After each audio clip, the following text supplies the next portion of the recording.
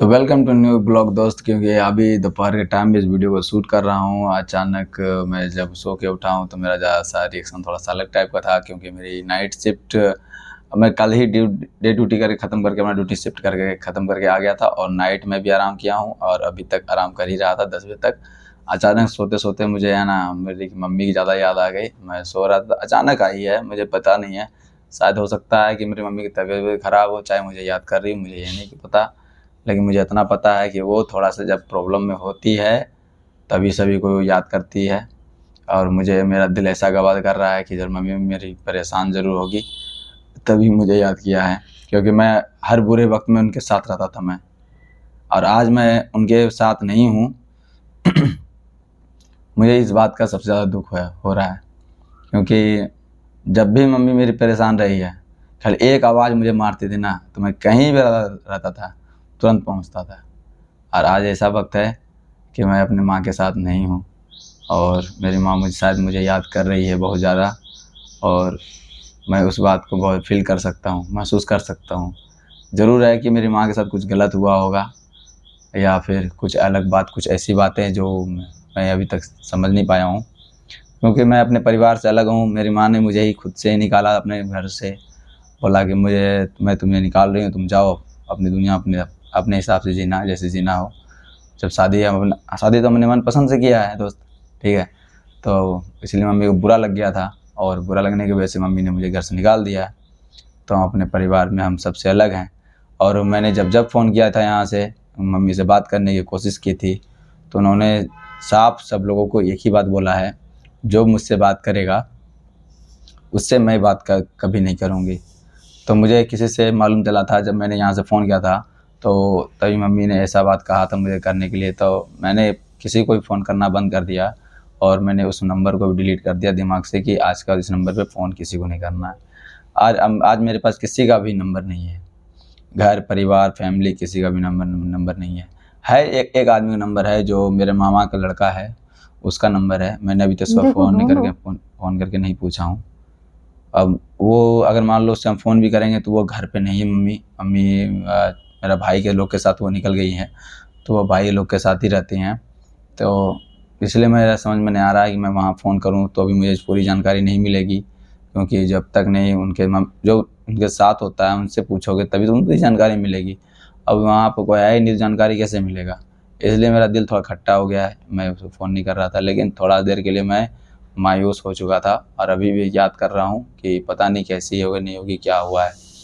आज बड़े दिनों के बाद, कम से कम 4 साल बाद मम्मी की याद आई है, पूरे 4 साल बाद। वो भी सपने में आई वो ना। भी सपने में याद आई है, और सपनों ऐसा फील हो जरूर वो रहा था। परेशान होंगी, परेशान होते हैं इंसान तभी सपनों में आते हैं।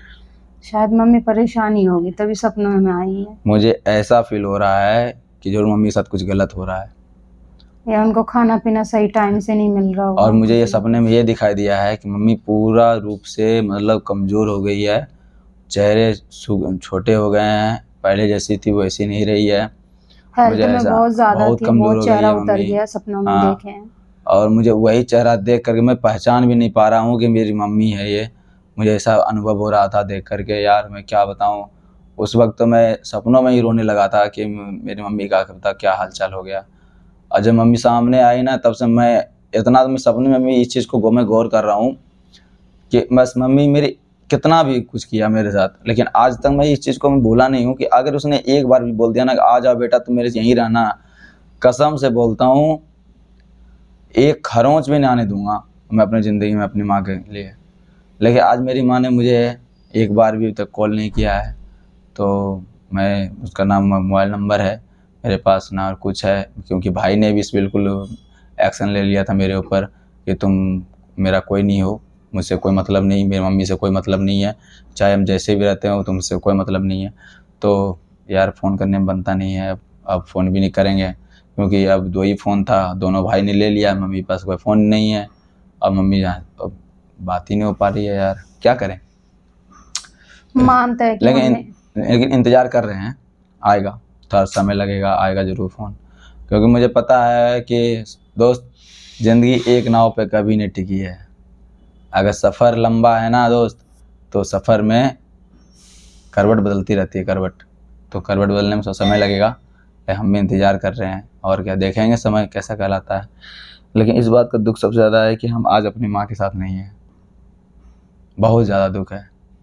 जब मैंने शादी करके आया था तभी मैंने मम्मी को कहा था कि अरे एक बार तुम बोलो तो सही, दोनों जीभ तुम्हारे पैर के नीचे रहेंगे, जैसे बोलोगे वैसे चलेंगे।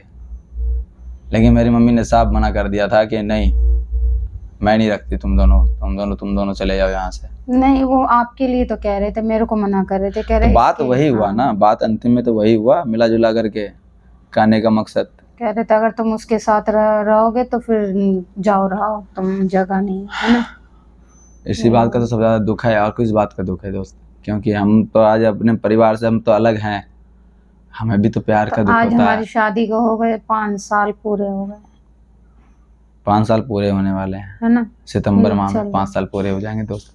ये 5 सालों में मात्र मैंने है ना 3-4-5 बार कॉल किया था। जब शुरुआत पहली बार शादी करके आया तो 1 साल में मैंने कॉल, 1-1.5 साल में कॉल किया था, तो उसके मम्मी ने फिर भी जवाब नहीं दिया कि वापस आ जाओ, तो मैंने फिर दोबारा फ़ोन किया नहीं।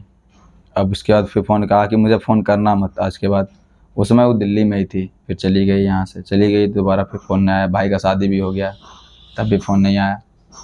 हम कहे चलो कोई बात नहीं, भाई का शादी हो गया तब भी नहीं आया, तो जैसा होगा ऊपर वाले की दुआ से रास्ता खुलेगा तब देखा जाएगा। अभी तो हमें भी दिक्कत है, थोड़ा सा हम भी परेशान रहते हैं, तो हम भी सोचे इधर उधर जाने से अच्छा है कि हम भी अपना पैर हाथ समेट के रह रहे हैं अभी। बस आप लोग का प्यार सपोर्ट रहा तो ज़िंदगी में ज़रूर अपने माँ बाप से मिल पाएंगे दोस्त। और हाँ, जब हमने शादी करके आए थे ना, तो उस समय भी उन लोगों को ये नहीं लगा था कि हम शादी कर लिए हैं, क्योंकि मेरे पास ओरिजिनल कागज़ है दोस्त। अब दिखाऊँ कागज़ दिखाना, डायरी दिखाना, मैं दिखाता हूँ आपको। मेरा कोर्ट 30,000 कोर्ट का है, दिल्ली का हाई कोर्ट का मतलब हाई कोर्ट से मैंने शादी किया था, वो कागज़ मैं आपको दिखा रहा हूँ। अब देखो, ये थैला मेरे कंपनी का है, साई रबड़ का, जहाँ मैं काम करता हूँ, और उसी थैले में रखता हूँ मैं सारा सामान। ये रहा मेरा फाइल, जहाँ पे मैंने मतलब किया था। इस फाइल में इन्होंने जितना भी पढ़ाई की है ना, वो सब कागज है, सारा डॉक्यूमेंट्स है, मैं आपको दिखाता हूँ। चलो मैं बैक कैमरा से आपको दिखा रहा हूँ, देखना। ये रहा मेरा, देखो ये मेरा फाइल है, इस फाइल में मेरा और अब चीज़ दिखाता हूँ। ये सब मेरा बैंक कागज़ वगैरह है। ये मेरा है भागलपुर का, पढ़ाई किया था इंटर का, मुस्लिम मॉनेटरी इंटर कॉलेज है ना। अब देख लो भागलपुर लिखा हुआ है, गॉड्स देखो भागलपुर लिखा हुआ है ना, तिलका मांझी भागलपुर विश्वविद्यालय, ये आपको भागलपुर का मैं यानी बिहार का है। ये भागलपुर में स्टेटमेंट डाला था उसी का है। ये मेरा मैट्रिक का सर्टिफिकेट है, ये मेरा कॉलेज ट्रांसफ़र सर्टिफिकेट है इंटर का, BA में एडमिशन कराया था तब का है। ये OBC है मेरा, देख लो। और ये रहा मगध यूनिवर्सिटी पटना, ये बोध गया से मैंने एग्ज़ाम दिया था। ये मेरा छोटा वाला भाई का सर्टिफिकेट रह गया है, रोहन कुमार, ठीक है, मेरा छोटा वाला भाई है ये। अब आगे दिखाता हूँ मैं आपको।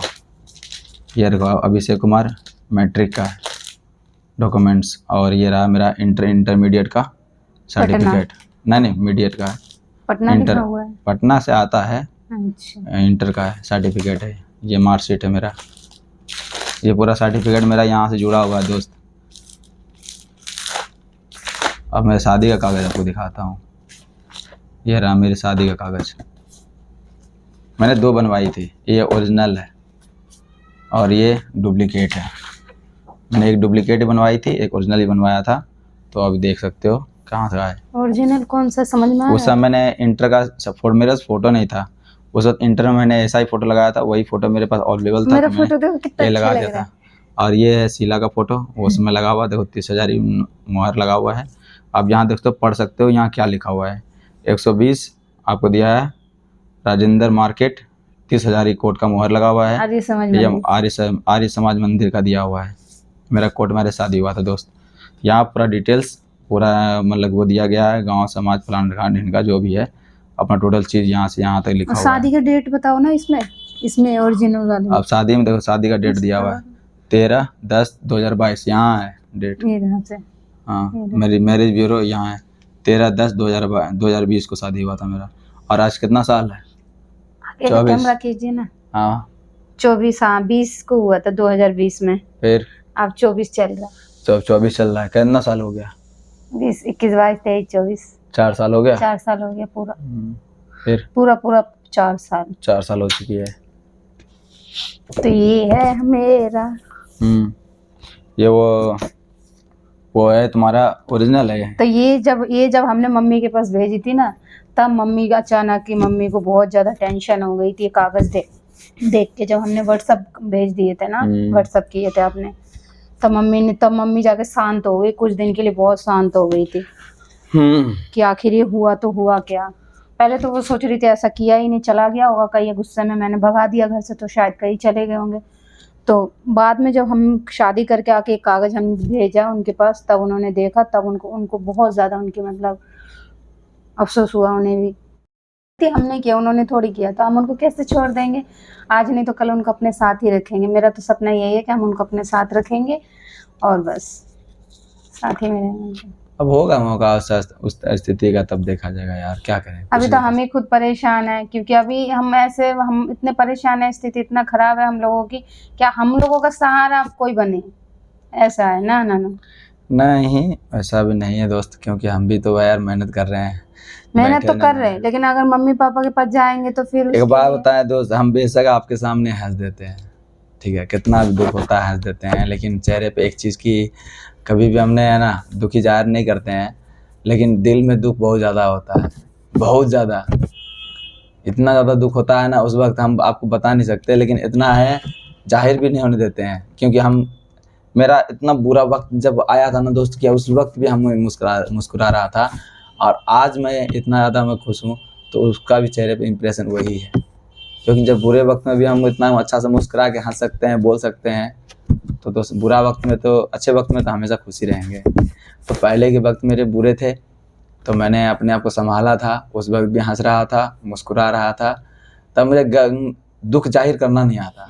इन लोग की तरह कि मैं आपके सामने रोने लगूँगा, जस्ट मतलब चेहरे में थोड़ा सा वो आ जाएगी, गम आ जाएगी, मेरे पास नहीं है। मैं ऐसा नहीं कर सकता। पहले थी, लेकिन धीरे धीरे वक्त के हिसाब से मैं खुद को ढालना सीख गया हूँ। वक्त के साथ धीरे धीरे अपने आप को इम्प्रूवमेंट किया है यार। तब से मैंने अपने आप को इतना संभाल लिया है, कुछ भी हो जाए, हमें एक ही बात बोलता हूँ, जो करेंगे वो करेंगे। हम अपना मेहनत करना छोड़ते नहीं हैं अपनी तरफ से, बस। बाकी शीला को मैंने यही समझाया, ज़िंदगी में जो होता है अच्छे के लिए होता है। अगर वो भी हो रहा है तो अच्छे के लिए हो रहा है, कल कभी ना कभी एक ना दिन अच्छा ही होगा, है ना दोस्त। लेकिन क्या करें, चलिए मिलते हैं। आपसे दिल की बात थी, थोड़ा शेयर करना था, मैंने शेयर कर दिया। आज बहुत दुख हुआ, बस इतना समझ जाइए कि मम्मी के साथ मम्मी की याद तो आ गई, लेकिन मम्मी से मिल नहीं पाए। बस मिलते हैं था नेक्स्ट वीडियो में आपसे।